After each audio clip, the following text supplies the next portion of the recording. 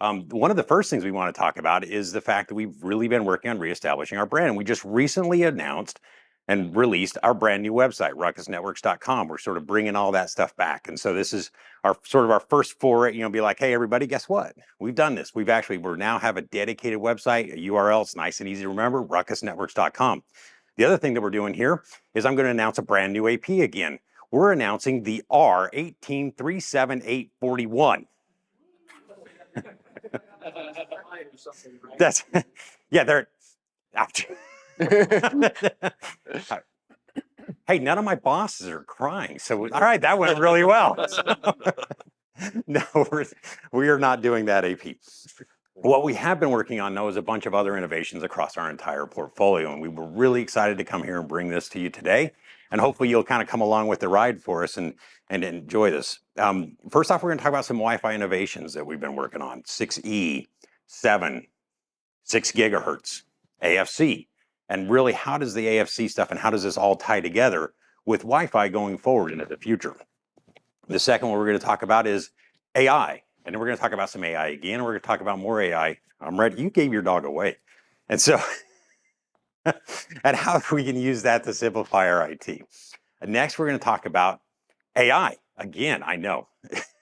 I'm ready for you.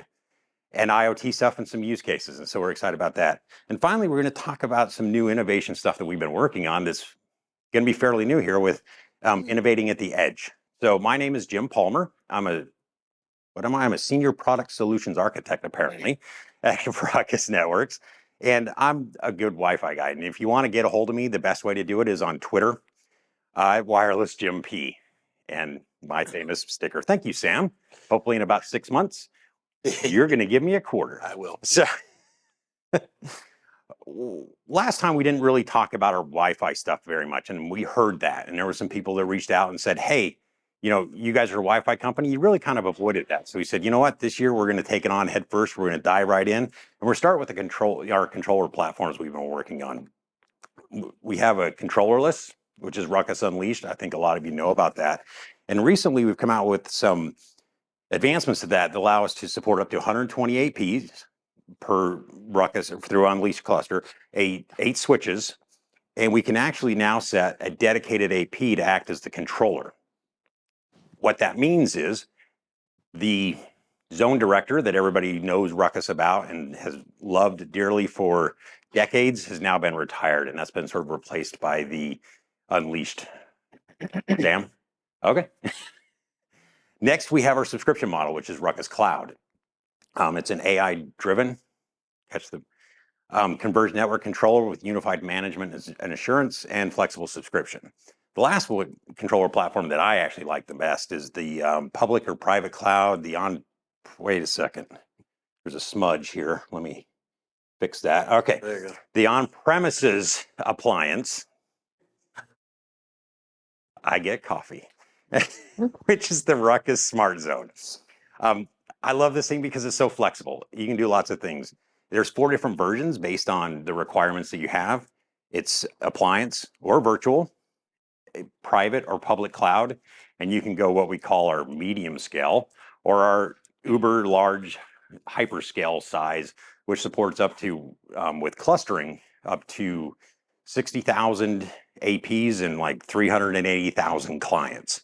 And that clustering gives us both redundancy and additional capacity when we do that. And so it's one of the ones that I really enjoy the most. Along with the controller for every occasion, we have an access point for every occasion. We've really been kind of focused on our AP line, and as far as kind of pulling that together and sort of concentrating and focusing on creating access points that work really, really well, whether it's outdoor with the T350 and the T750, indoor, R350, the 550, 650, the 750, the 850, as well as some 6E access points we have, the R560, which is actually this AP right here on the table, and the R760, both of them which are Wi-Fi 6E and the 6 gigahertz. We have a couple of specialty wall plate APs that go along with that as well. Want to talk a little bit about 6E. I know you guys haven't heard anything about that over the past 2 days, so we're going to take a second. We're going to talk about this. Both of these are available today in shipping. You can get these. They have built-in IoT radios with BLE and Zigbee, which I know Andy's going to cover in a little bit. You can run those concurrently, so they'll both be active, and it connects back into our IoT platforms that I said Andy's going to cover. The other thing I want to talk about these APs are they're supported in LPI, the low power indoor, and standard power, which we're going to see here in a second of why this actually matters. It took me a minute. Well, it's me, so it took me months to figure out why this was a thing. Why did we need to do this? Because I was like, well, it's indoors. Of course it's going to be LPI. But there's actually a use case for standard power, and I'm going to show you that here in a little bit. So the other thing we've been working on is some other Wi-Fi innovations and Wi-Fi 7 stuff. And there's a lot of things that are coming out with Wi-Fi 7 that we're still kind of, I'm going to put a big caveat, a little asterisk on all this stuff, because it's still under development. So from the FCC or for the IEEE and from the WFA, where they're still working on some of these things. And so all of this stuff we're going to talk about with Wi-Fi 7 today is still subject to change based on, well, whatever they come up with as they're working towards certification. The first one I want to talk about is what's known as puncture transmission. At least that's the best name I could come up with it, because they still haven't agreed on naming conventions for all this stuff. And this is another one of those things that took me a little while to figure out what it is, and I wanted to kind of talk about this. Puncture transmission gives us the ability to have increased channel availability, better throughput, and lower latency. Now, I'd never understood. I was like, what's a puncture transmission? And they called it preamble puncturing. And I was like, I don't understand what any of this stuff means. And then finally, somebody, one of our smart engineers who makes me look good, said, well, it really works like this. If you have a desired bandwidth of, say, 80 megahertz wide. Now, in the past, what would happen is you would get some interference, whether it's Wi-Fi interference, whether it's non-Wi-Fi, you'd get some type of interference that would pop up. And what happens in the past is all of a sudden you'd take this and it would drop it, and would go from an 80 megahertz down to 40 megahertz down to maybe even 20, depending on where this interference came from. Well, the problem is we're wasting a lot of this spectrum. And that's one of the things that we've been focused on over the past year, is trying to figure out how we can be better stewards of the spectrum. You know, we can't always keep going back and saying, oh yeah, I know you gave me 1200 megahertz worth of spectrum, but now we need more because we screwed it up. And now we need more spectrum. We can't do that. We can't keep going back and begging for more. We need to be better stewards. And so what this does is now when we see this, instead of calling it interference, it's a puncture. So like a car tire, where you get a puncture in your car tire, what happens now with this puncture transmission is the channels using the multi-RU and our, OFDMA and that kind of stuff, it'll actually heal up around both sides of them. So now it heals. And so now we don't get the full 80 megahertz of spectrum back. However, what we do is we now get to use the spectrum that was on the other side of that puncture. We now get to use that, which gives us better utilization of the spectrum. It gives us better throughput, because now we were using 20 megahertz now that we couldn't use before. Now, would we like 80? Sure. But hey, 60 is better than 40 or 20. So this is one of the things we're working on, we're really kind of excited about. What's your gut on how pervasive of a problem this is today?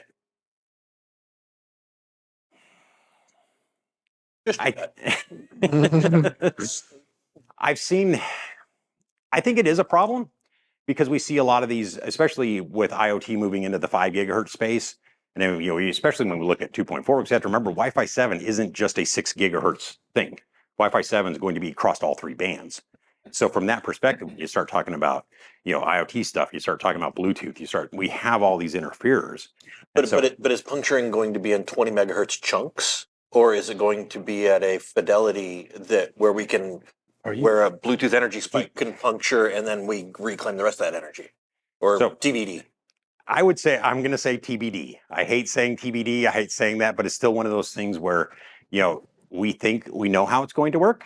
We think we have an idea, but just like everything, I mean, I don't have to tell you guys this. We think something's going to be really great and fine and fantastic, and then all of a sudden BSS coloring happens.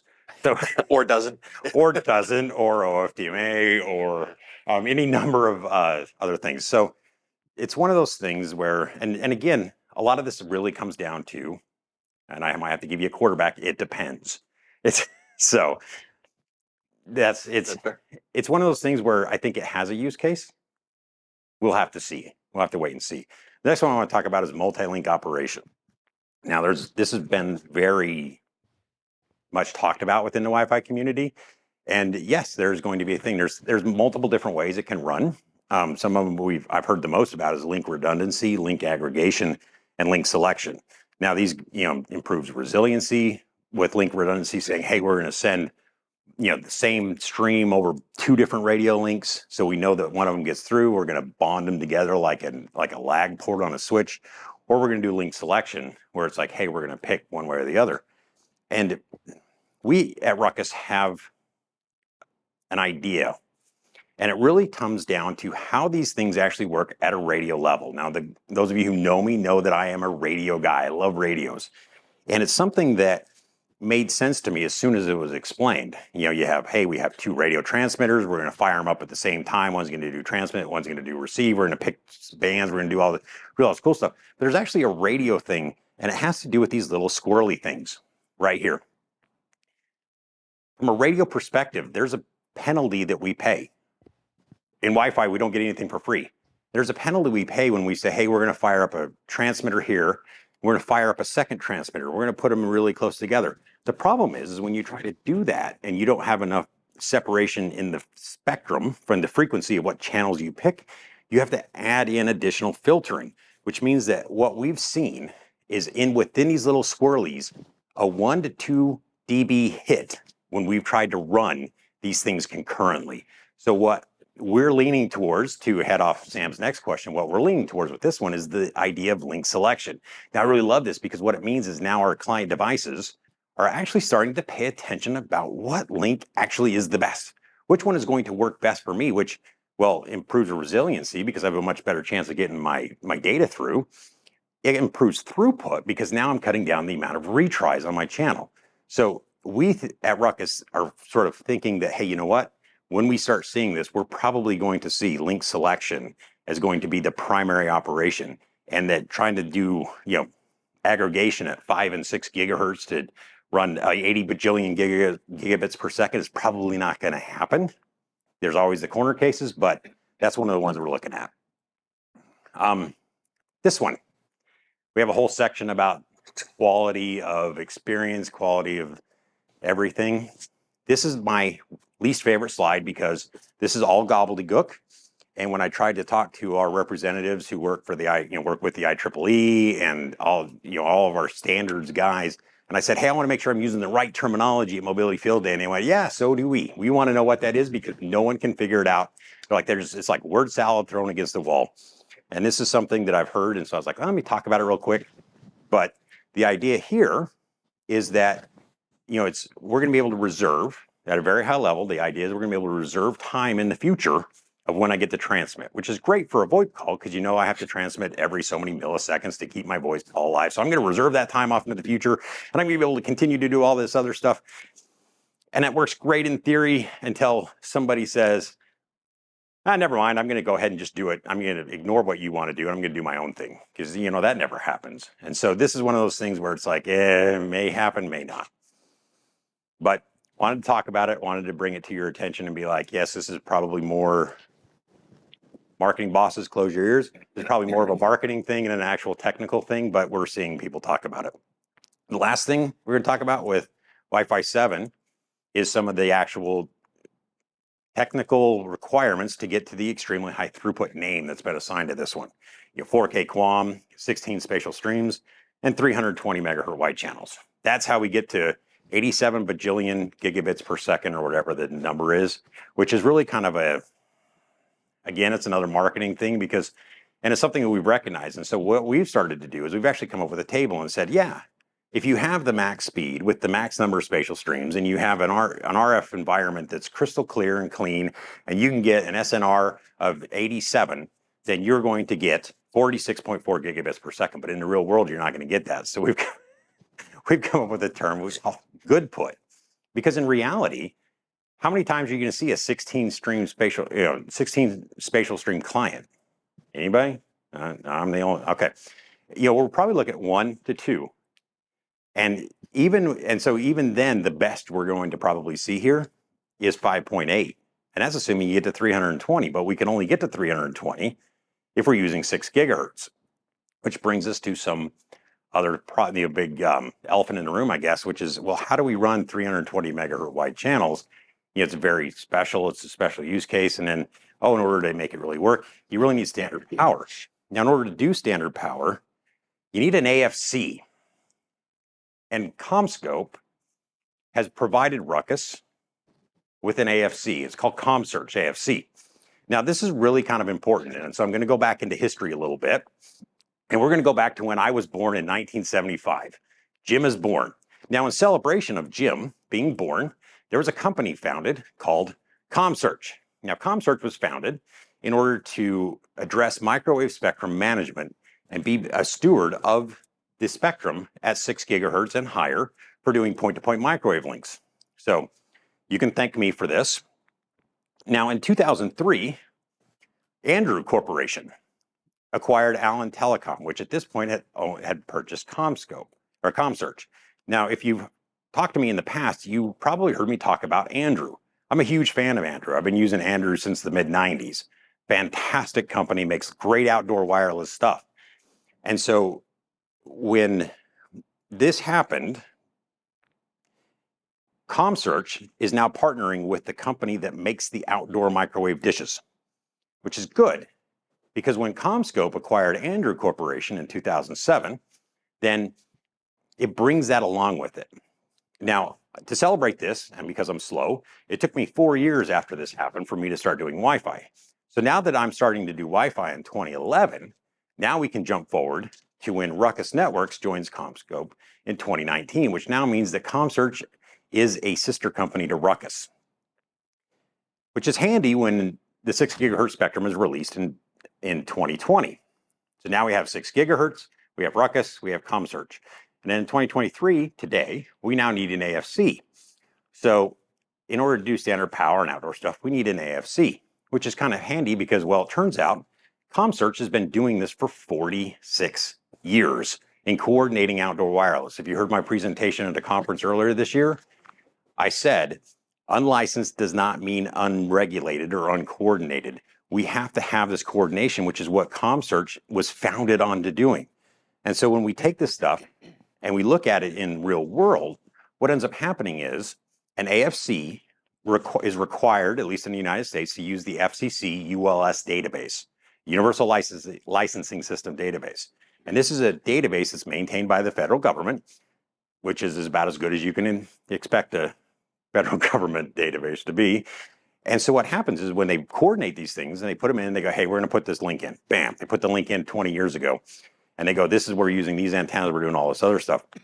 And so if you were to take this data and you were to go ahead and say, we're going to deploy an AP here outdoors, what's going to happen is when we run it through the AFC process, it's going to go, oh, you know what, you can't use that. You can't use it there because now you're encroaching upon an incumbent user. So now you can't use that spectrum.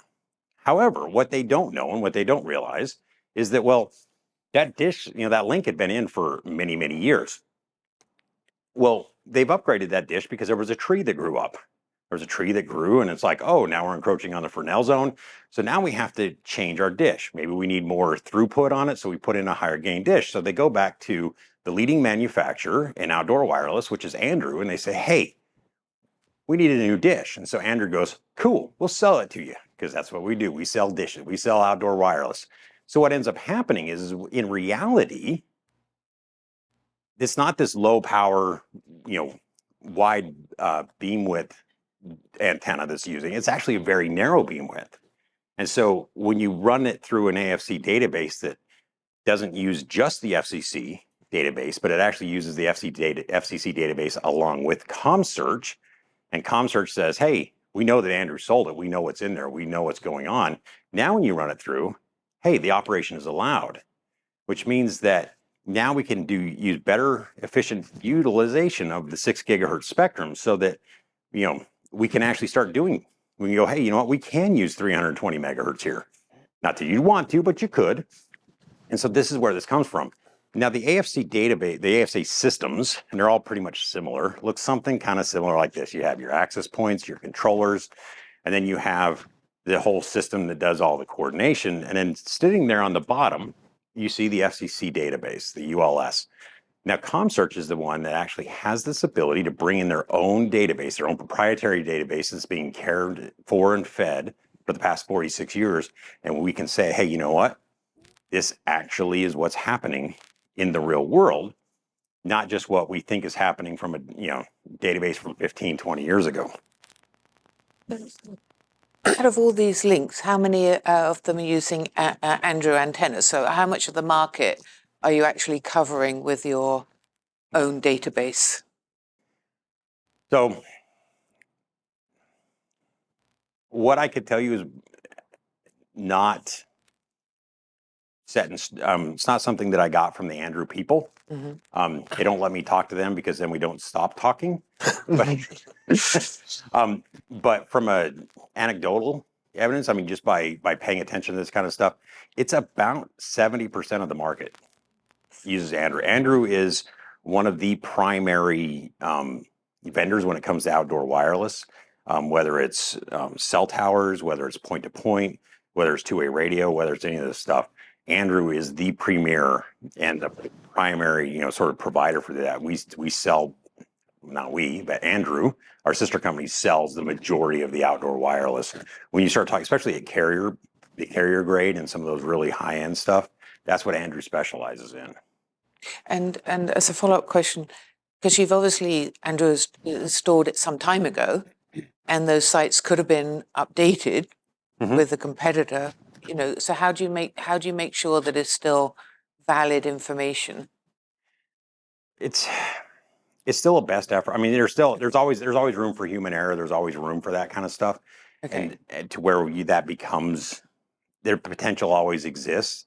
Okay. And in that case, it's like, okay, we're now going to you have to, at some point, you have to default. But if there's ever a point in time when we can actually say, you know what, we're very confident that we know that this went in, because these dishes are not, I mean, when we talk about AP refresh cycles, we talk 3 to 5 years. These dishes, when they upgrade them, it's more of a 10 to 15 to 20 year type of life dishes.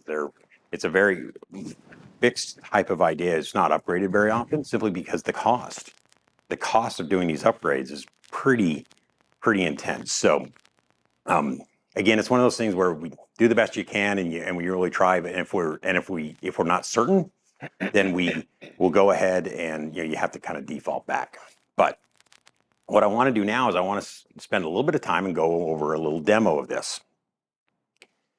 To give you a better idea of what we're going to see. This is we did a pre-recorded video because trying to do something live as far as doing a geolocation of an AP that's mounted maybe in this room, a little too much. But what's happening, what we're seeing here is when you do a pop and swap, which I know nobody should do, but hey, who listens to us? You end up putting low power indoor APs in place. And so you end up with this LPI range and performance, and we're going to see how this looks.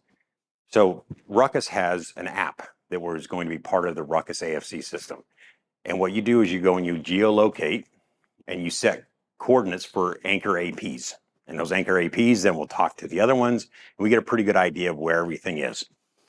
That then coordinates through the controllers, whichever controller you're using, and then goes to a cloud AFC, a RUCKUS Cloud AFC, which is not the same as RUCKUS Cloud, but then that talks to the ComSearch AFC service, comes back, and then sends back the information to the APs and says, hey, we can actually turn up the power on that.